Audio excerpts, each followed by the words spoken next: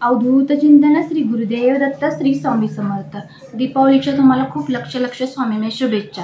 दीपावली लक्ष्मीपूजन आपण करत असतो बघा, सगळं विधिवत करत असतो। 12 वाजता लक्ष्मीलाही बाहेर आग्रातिथ्य घालवत असतो। प्रचंड सेवा असतात, परंतु एक सेवा महत्त्वाची असते ती की आपल्या लक्ष्मीजवळ काय ठेवायचं। लक्ष्मी म्हणजे काय तर आपला झाडू, कलावा, ह्याच्या खाली कलावा आपण बांधत असतो। शिराई खाली म्हणजे छोटा झाडू त्याला शिराई म्हणतात, मोठा झाडू त्यालाही झाडू शिराई लक्ष्मी म्हणतात।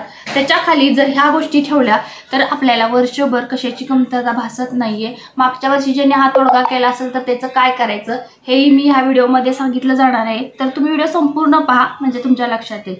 आपण विधिवत लक्ष्मी पूजन करतो, प्रदोष काळी मांडणी करतो, कोणी सकाळी करतं, कसं ज्याला वेळ मिळेल तसं ते करत असतं। तिथून पुढे आपलं हवन, जे आपण दीपावली सणच्या सेवेला बसलेलं असतो त्याचं हवन असतं, त्या सेवा आपण करत असतो।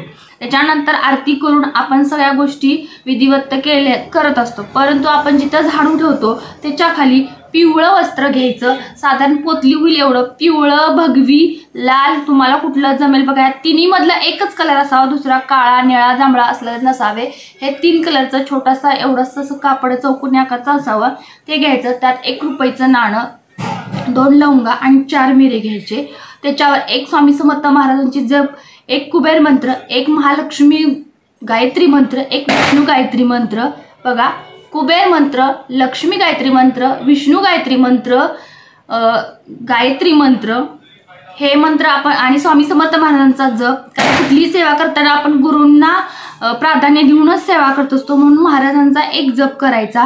हा जप झाल्यानंतर आपण पूजा मांडताना त्या झाडू खाली ते पोतली ठेवायची बघा।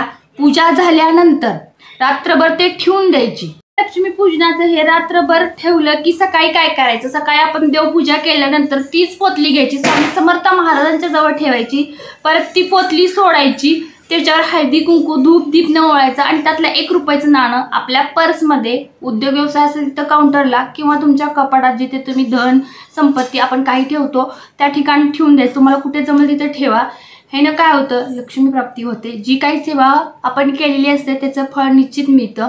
आता 4 मेऱ्याचं काय करायचं तर बाहेर यायचं, 4 दिशेला 4 मेरं टाकून द्यायचं। आपल्या घरातली वाईट शक्ती बाहेर जाते, निगेटिव्हिटी बाहेर जाते, येणारा आघात आपत्कालीन मृत्यू असतो तोही टळतो। ह्या गोष्टीसाठी त्या 4 मेरं काम करत असतं। 2 लवंगा, भीमसेन कापूर घ्यायचा, भीमसेन कापूरमध्ये ते जाळायचं आणि त्याच्या रक्षा जी असते ती आपल्या घरात फुंकर मारायची। ह्यानं सुद्धा निगेटिव्हिटी दूर जाते। मनात एखाद्या घरात वाईट गोष्टी होत असेल तर त्या गोष्टी बंद होतात आणि लक्ष्मी प्राप्तीची बरकत चालू होते। तर हे छोटासा तोडगा पण मोठं काम करून जातं। आता मागच्या वर्षीच्या तोडग्याचं म्हणजे एकच गोष्ट राहते की ते छोटंसं पिवळं कापड आपण परत कधीही पोतलीला वापरू शकतो, ते कापड कपड्यात तसंच ठेवायचं आणि 1 रुपयाचं नाणं।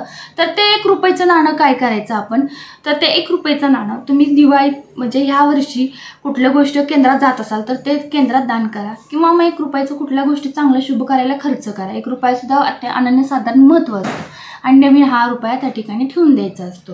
तर अशा प्रकारे हा तोडगा करा आणि उपाय बघा। दिंडोरी सेवा मार्गातून आपण छोटे मोठे तोडगे करत असतो आणि दिवाळी सणमध्ये तुम्हाला हा रुपया मिळालेलाच आहे, तर तो रुपया आपण झाडू खाली ठेवायचा। ज्या बाकीच्या गोष्टी सांगितल्या त्याही ठेवा आणि ह्याची अनुभूती घ्या, प्रचिती घ्या। प्रचंड सेवा असते। रात्री 12 वाजताही आपण घरातील झाडूने अलक्ष्मीला बाहेर घालवत असतो, तोही आग्रातिथ्य घालत असतं, त्यामुळे तीही जात असते आणि लक्ष्मी आपल्या घरात वास करत असते।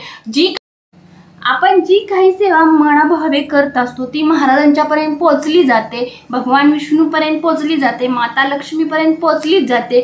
जिथे नारायणाची सेवा केली जाते तिथे माता लक्ष्मीला यावंच लागतं आणि जिथे माता लक्ष्मीला बोलवलं जातं तिथे नारायणांना यावंच लागतं, म्हणजे भगवान विष्णू देवतांना यावंच लागतं। मग या दोन्ही देवतांचा आपल्याला आशीर्वाद मिळाला तर आपल्या घराची बरकत, आपली बरकत निश्चित होते, निश्चितच आपला संसार खूप चांगला होतो।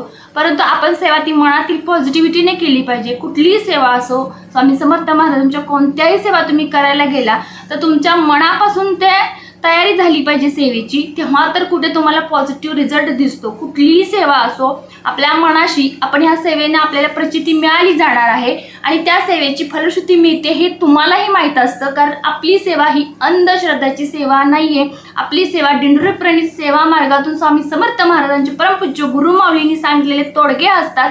हे तोडगे सिद्धमय तोडगे असतात आणि ह्याला सेवा केल्याशिवाय कोणीही सिद्ध करू शकत नाही आणि ह्या सेवा आपणच करायच्या असतात आणि त्याला सिद्ध करून आपण आपल्या घराची फलश्रुती, घरातील वाईट शक्ती बाहेर काढून घरात लक्ष्मीचा वास करून कुबेर देवतांचा आशीर्वाद मिळवून भगवान शिवशंकराचा, भगवान विष्णू देवतांचा, ब्रह्मांड नायकाचा आशीर्वाद मिळवला असतो आणि ह्या गोष्टीनेच आपली बरकत होते, आपल्या घराची भरभराट होते. असो, तुम्ही आपल्या चॅनलवर नवीन असाल तर आपल्या चॅनल सबस्क्राईब करा, लाईक करा, शेअर करा, एक छोटीशी श्री स्वामी समर्थाची कमेंट करा.